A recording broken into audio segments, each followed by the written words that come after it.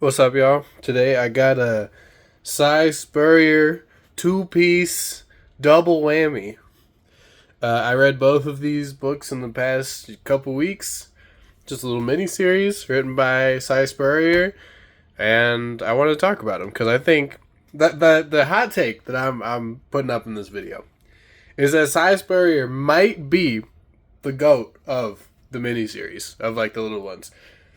I'll get into it as we get going here, but I think it's worth discussing. We're gonna start here with Number Cruncher. This is by Titan Comics. This is drawn by P.J. Holden, colored by Jordi Belair, perhaps the GOAT, and lettered by Simon Boland. I don't like this. Gotta use, you know me. P.J. Holden is a guy whose work I wanted to get more of. He was in the Cruel Universe book, I want to say. I saw his stuff and I was like, that's pretty good. This book, I think his artwork is fucking rad. And especially when we get to this like black and white kind of, I don't know if it's like ballpoint pen or what's going on here with like the ink washes. Shit is sick. Gotta zoom in a little bit. Get a better look. This book is kind of hard to explain. But I feel like Si Spurrier is one of those guys. He loves to dance in this kind of world. We have our main guy here, who I don't remember his name at all, but he's got a number and a badge. But the point is, he's like a big brute, and he works for these kind of like Bastard Zane. That's his name. There you go, Bastard Zane. He has died, and after you die, he got pitched by this ghost salesman to work in this like bureaucratic hellhole time police, but they're not really the time police. He calls them like the karmic police. It's kind of what they do. And they're like ghosts that travel around, make sure things are... There's like a math equation that they have to make sure everything sticks to. And the only way you get out of doing this job and get to disappear forever, which is the goal of our boy Bastard Zane, is if you can make a deal with someone who's still alive. So Bastard Zane agreed to it. He died. He was like, the salesman guy appeared to him. He's like, I would do anything for another year with the woman I love. Salesman goes, all right, sure, dude. After you do that, you're taking my spot. And he's like, I'll do anything. And then now he's stuck in this situation. And now Bastard Zane is trying to pass it off to this guy to have him become his replacement. Again, crazy setup. You have to believe me, this shit rips. It's really good. He's good at like, he definitely gives a shot at the beginning of like explaining how all this works, which usually doesn't work for me, but he does it with a lot of character charm. I love this main character of Big Brute who like doesn't fucking understand any of it, but is gonna like brute force his way to success. And he yeah, so he's got to convince this guy, but this guy is a genius who's found a fucking loophole in the way they do business here.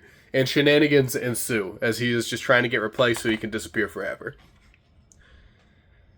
This book is very smart. I think that the artwork from P.J. Holden is sick. Again, especially his black and white work. Not that his color work is not as good, but he changes styles. So he does these like really thick blacks. Once it gets to colors, I just prefer the style more. You know, me personally. Very expressive. It definitely has like a strong emotional core, which I feel like some of these like smart high concept books lose that as they go further and further down that like rabbit hole. There's only like 4 characters that matter in this, in the whole thing, and it rips. It's very funny. It's very lighthearted. There's a love story in here, as this guy who's trying to replace is like, I want to get back so I can spend time with the woman I love. It has like everything, dude. It has all of it.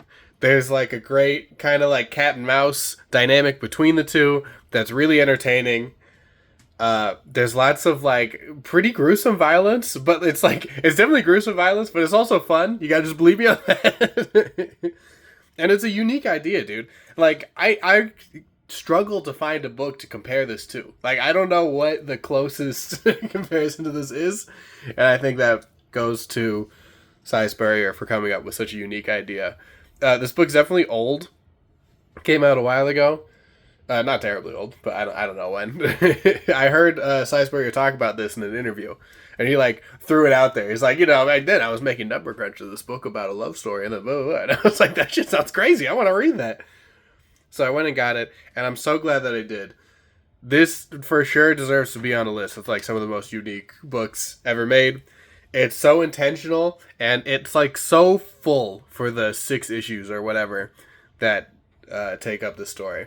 So full. And that's kind of why I feel like he's the GOAT, is because 6 issues from Si Spurrier feels more dense in a good way. More like nutrition rich than other 6 issue, because after every 6 issues, something's got to be in a trade, right? But these ones feel so whole and complete and full to the brim with fun stuff. And I think that's why Si Spurrier is the GOAT. And I think this is the GOAT of the miniseries. So big recommend. I think everyone should give this one a shot. I think it's really fun. It's a little confusing, but you got to give it some time. If you ride this out to the end, everything's going to make sense. It's not going to be confusing. It's not going to be like too hoity-toity smart, because I fucking hate books like that. And then next one I got is Alienated by Si Spurrier, of course, drawn by Chris Wildgoose, who I'm not familiar with, but is also pretty sick on the art. This is a Boom book. I'd been looking for this one for a minute, and I got it very cheap, used somewhere. This one it's a pretty classic setup that's kind of drawn out to like truly insane ends. It's about 3 kids. They're in high school. They don't know each other, not really friends with each other, and they all happen to run into an alien in the woods that bonds them together. Right? The alien kind of gives them this like telepathic link to each other and can do all sorts of insane, crazy things. And so it's kind of like, I always forget the name of this movie. The superhero movie with Dane DeHaan and Michael B. Jordan. Does anyone want to leave that one in the comments? I can't think of the name of it. Where the 3 of them get superpowers, and it's kind of like the dynamic between them that changes as the powers go through. We got Samir, Samantha, and Samuel, the 3 Sams. Which I think is charming. It's a good time. This one, it like really leans into like the teenager of it all. Like it's going all in on edgy teenager fucking drama and bullshit. And Si Spurrier is going to fucking like crank that shit to 1,000,000, dude. He's not shying away from it at all. It honestly, this book is at least 10 years old, I think. And it still feels like pretty topical. It's kind of intense, but I kind of enjoyed that about it. I feel like, it's got to say it somewhere. I kind of enjoyed how intense it got. 2020. That's not that long ago at all. November 2020. I thought it was older than that. Whoops. But I still feel like it's quite topical. It's crazy this came out right as the pandemic happened. Is what it's telling me here. And I enjoyed how intense it got for this like kind of like teen, I guess it's like sci-fi setup of this. One of the Sams, White Sam we'll call him. White Sam, he's doing this like YouTuber stuff. He's trying to be like one of these guys that's like, influencing the masses. He's upset about everything. He's like, maybe we should be in anarchy. Maybe this is the way things should be. And then Samantha she's got a lot of baggage, bro. she has a lot of like stuff to do with like I don't want to give it all away, but some pregnancy stuff that happens with her. Zamir has his whole thing about how he's just trying to impress everyone and isn't very kind to himself. He leans all the way in to the teen drama, which usually I'm not a fan of, but it felt pretty authentic, I feel like, and it wasn't like it didn't feel like he was making it more intense like for a show. Like it felt like it followed a logical path. It felt like it all made sense. Everything was earned, And Chris Wildgoose's art is sick. The colors are also sick. But like look at this, dude. This panel is nuts. That's when I was like really all in on this. So like with this magical alien, they're like making people disappear. They can do all sorts of crazy shit. And it kind of follows just how like, if you follows the story of what would happen if these 3 kind of shitty teenagers got a hold of this. But it's like, I felt like it was kind of relatable, dude. Because this is the story that I always think of when these things happen, bro. Like if you were the person who is with all this power,